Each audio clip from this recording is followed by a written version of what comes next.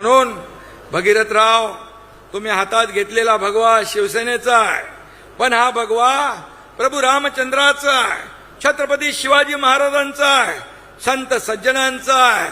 त्यामुळे तुम्हाला चिंता करण्याची आवश्यकता नाही.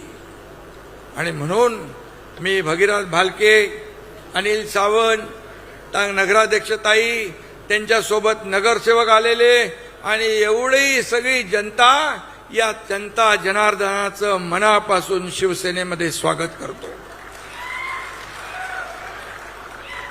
भगीरथ यांचे वडील स्वर्गीय भारत भालके यांचे देखील माझी चांगली मैत्री होती. त्याने मतदारसंघ चांगला बांधला. भारतराव भालके सुद्धा विठ्ठल भक्त होते. जनसेवा हीच विठ्ठल सेवा म्हणून त्यांनी काम केलं. जनसेवेपायी काया झिजवली, घाव सोसून या मने रिजवावी. जनसेवेपायी काया झिजवावी, घाव सोसून या मने रिजवावी, अशी भारत भालकेंची वृत्ती होती. त्यांचं काम होतं. पांडुरंगाचे निस्सीम भक्त होते. आणि म्हणून या सर्व कारखान्यांच्या परिसरामध्ये, साखर कारखाने इकडे आहेत ना जास्त, गोड बोलणारे खूप आहेत ना. गोड बोलायचं आणि काम टाळायचं असं भागीरथ नाही करू शकत.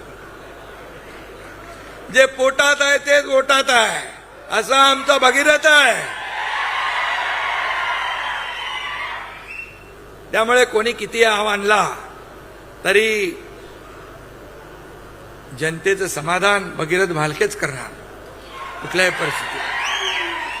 भगीरथ भालके यांच्या गेल्या निवडणुकीमध्ये तुम्ही सांगितलं थोड्या मतांनी पराभव झाला, पण आपल्या पुराणांमध्ये सांगितलेलं आहे भगीरथ प्रयत्न कधी वाया जात नाही. त्यामुळे भगीरथ भालके यांचे प्रयत्न यशस्वी होतील. आता भगीरथजी पुढं बरंच काय बदलत आहे. 48 लोकसभेचे किती हो तानाजीराव 72 होतात आणि 288 मतदारसंघ विधानसभेत त्याचे 432 होत आहेत. लॉटरी आहे. तुम्हाला बघायचंय ना लॉटरी लागलेली.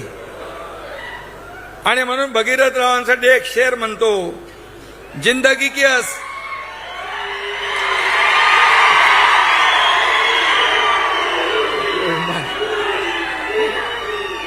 हेलिकॉप्टर आहे ना जागेवर.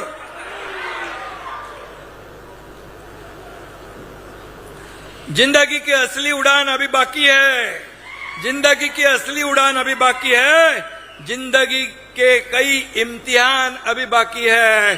अभी तो नापी है मुट्ठी भर जमीन, अभी तो सारा आसमां बाकी है. खूप काम करायचं आहे. संधी एकदम यंग माणूस आहे, जवान आहे आणि आवड आहे लोकांची सेवा करण्याची. नुकत्या झालेल्या जिल्हा परिषदेमध्ये, नगरपालिकेच्या निवडणुकांमध्ये नगराध्यक्ष आपल्या निवडून आल्या. जिल्हा परिषदमध्ये पण आपल्या चांगल्या जागा आल्या. पंचायत समिती, जिल्हा परिषदमध्ये देखील चांगली बाजी आपण मारली. विजयाचा सिलसिला हा पुढच्या निवडणुकांपर्यंत चालू ठेवायचा ना. आपल्याला चालू ठेवणार ना. शिवसेना तर तुमच्या सोबत आहेच, व्यासपीठावरची सगळी मंडळी आहेच आणि भगीरथ तर आपला आहेच. त्यामुळे कुठं काही कमी पडणार नाही. आणि म्हणून फिनिक्स पक्षी राखेतून उंच भरारी घेतो, तसा भगीरथ भालके हा शिवसेनाचा फिनिक्स आहे, हे लक्षात ठेवा. लोकप्रतिनिधी पराभूत झाला तरी तो लोकसेवकच असतो. त्यामुळे त्यांनी काम सोडलं नाही. काम सुरू आहे ना. नाही तर एवढे लोक तुम्ही आले कसे असते. त्यांच्या प्रेमापोटी, कामावर प्रेम करणारे म्हणून आलात ना. आणि म्हणून भगीरथ हे सच्चे लोकसेवक असल्याने त्यांचं काम अविरत सुरू आहे.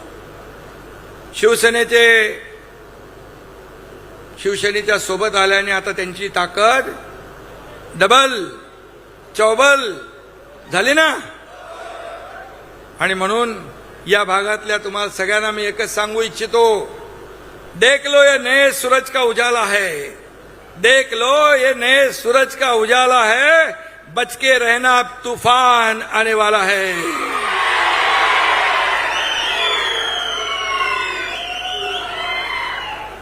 भालके भगीरथचा जनसंपर्क दांडगा आहे. तुमचा एवढा प्रतिसाद जो है, अरे हम भी किसी से कम नहीं है.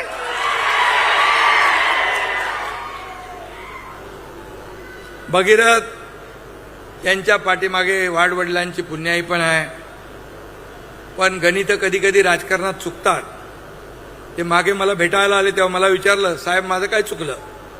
त्यावर मी त्यांना सांगितलं, तुझं आहे तुझं पाशी, परी तू जागा चुकलाशी.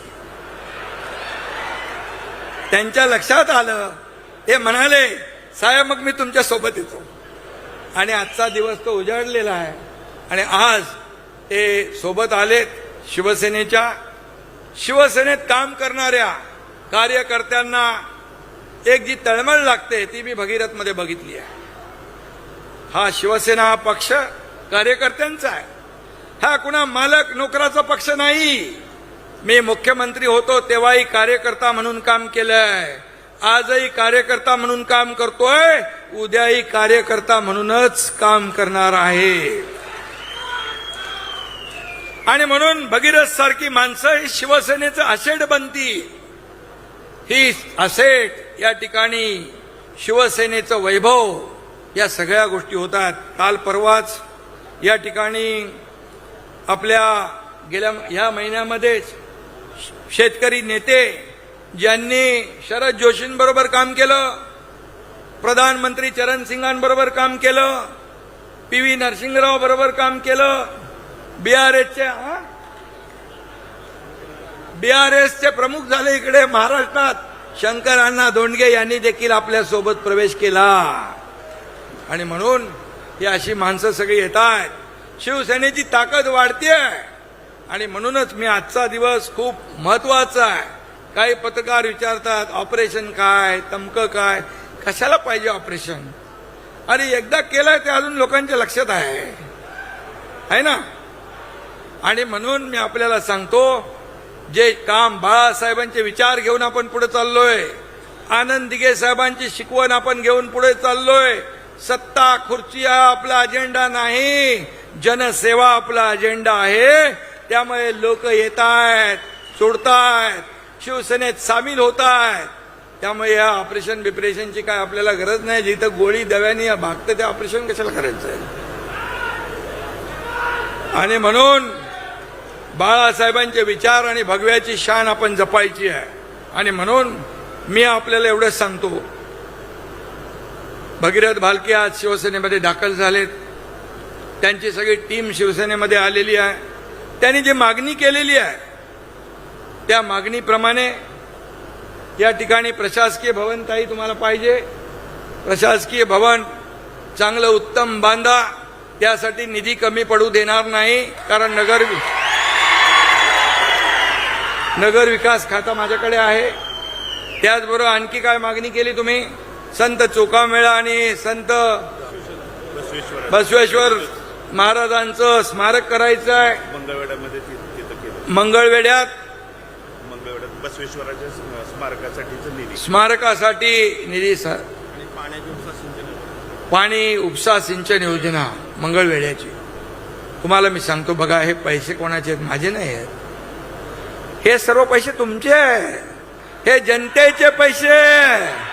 इथं आमचा काही अधिकार नाही. आम्ही मालक नाही, आम्ही सेवक आहे. तुम्ही मालक आहे. तुम्ही ठरवता कोणाला उचलायचं आणि कोणाला पटकायचं ते. त्यामुळे या महाराष्ट्राच्या तिजोरीवर सगळ्यात पहिला अधिकार कुणाचा? तर माझ्या बळीराजाचा आहे, शेतकऱ्याचा आहे, माझ्या लाडक्या बहिणींचा आहे. मुख्यमंत्री असताना माझी लाडकी बहीण योजना सुरू केली. अनेक लोकांनी खोडा घातला, परंतु मुख्यमंत्री माझी लाडकी बहीण योजना आम्ही सुरू ठेवली. तुम्हाला मी सांगतो, कोणाचाही माईकाला आला तरी मुख्यमंत्री माझी लाडकी बहीण योजना कधीही बंद होणार नाही.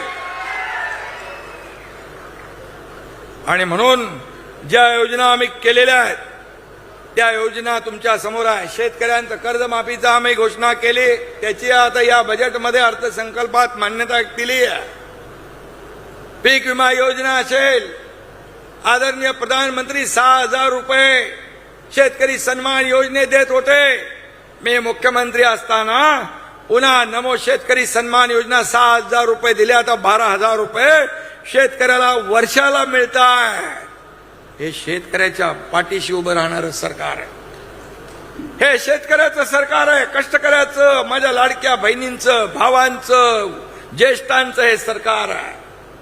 आणि म्हणून पैशावर अधिकार कुणीही सांगू नये.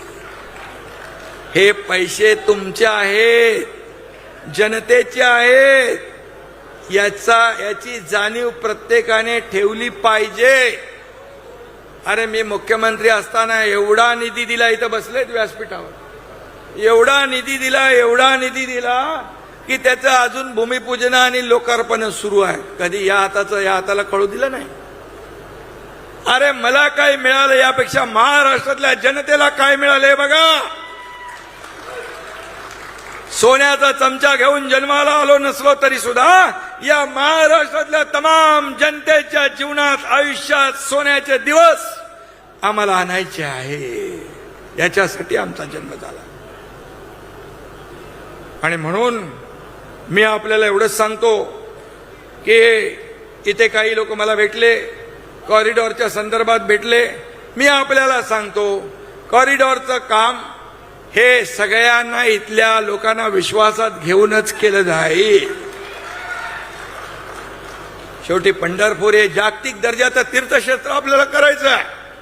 लाखो इथं भक्त येतात, पांडुरंगाचे वारकरी, देशभरातून, जगभरातून. मी पहिल्या आषाढी एकादशीला आलो होतो. मुख्यमंत्री झाल्यानंतर मला वाटतं एकच महिन्यात, जून मध्ये झालो आपण, जुलैमध्ये आषाढीला आलो. वारकरी, लाखो वारकरी होते, लाखो वारकरी.